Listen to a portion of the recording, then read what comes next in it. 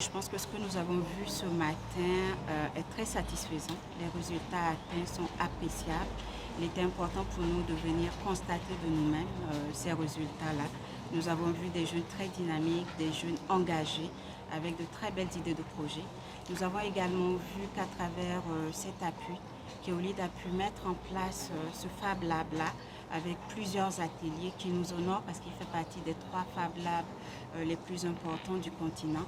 Et c'est une très belle contribution parce qu'au-delà du projet, ce cadre-là va continuer à former nos jeunes, à leur offrir un cadre d'expression de leur talent, de leur créativité, et tout ça dans le but de contribuer significativement au développement de l'industrie numérique dans notre pays, pour une économie numérique forte et qui contribue à la génération de richesses pour notre pays.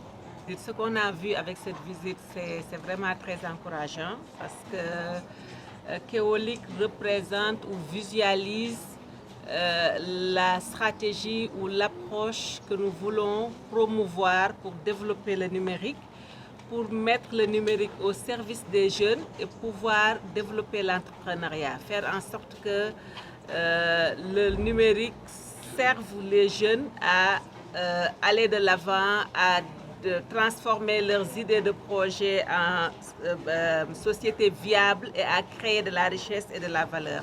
Et ce qu'on a vu avec beaucoup d'initiatives, la formation, l'accompagnement des jeunes, les ateliers aussi qu'on a vus et de façon diversifiée, donc pour montrer que la technologie peut être au service de tous les secteurs, de l'agriculture au textile, en passant par l'électronique, en passant par la menuiserie. Donc tout ce qui est en train d'être fait aujourd'hui, on peut accroître la valeur en s'appuyant sur le numérique.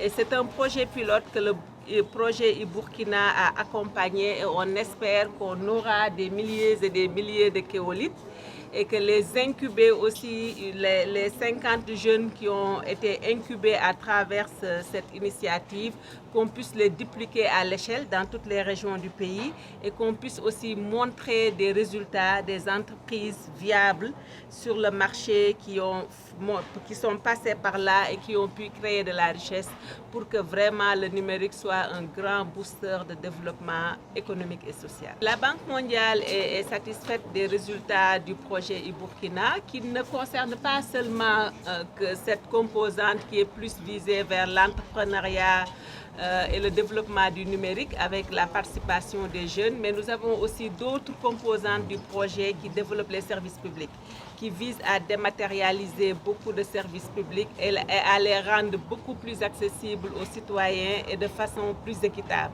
Et nous nous réjouissons du fait que le plan d'action pour la transition, mais aussi un accent sur la digitalisation, que nous pensons être un grand booster, non seulement de développement économique et social, mais de gouvernance et de lutte contre tout ce qui est mal-gouvernance. Keolid, c'est une initiative dont l'objectif, nous avons une vision, c'est de bâtir un écosystème pour transformer le Burkina Faso, un écosystème d'innovation. Donc c'est un projet qui est basé sur 5 axes. Donc la formation, l'incubation des projets, les laboratoires, comme celui que nous avons visité tout à l'heure en fait avec nos hôtes, la Banque mondiale et le ministère de la Transition digitale, et aussi les communautés. Donc, les communautés, c'est des groupes de personnes en fait, qui partagent les mêmes idées, qui ont les mêmes passions et qui veulent travailler sur des solutions pour participer à la transformation de notre économie.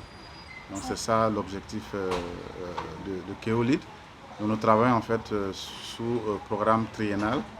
Donc nous venons de finir notre programme triennal l'année dernière, en 2021, qui a été orchestré par le programme Open Entreprise, qui a été financé par le projet iBourkina, financé aussi par la Banque mondiale. Donc, à travers ça, nous avons eu à accompagner des porteurs de projets, une cinquantaine. Nous avons eu à former plus de 1300 personnes. Nous avons eu de la visite plus de presque 10 000 visiteurs qui sont passés chez nous.